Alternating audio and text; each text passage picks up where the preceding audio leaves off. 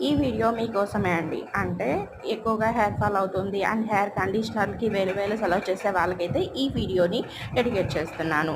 చాలామంది మార్కెట్‌లో యూజ్ అయ్యే ఒక కండిషనర్ తీసుకొని మనకి స్మూత్ హెయిర్ కావాలని రకరకాలుగా అప్లై చేస్తూ ఉంటారు. దానివల్ల హెయిర్ ఫాల్ అవుతుంది. అమౌంట్ కూడా ఎక్కువ పెట్టాలి.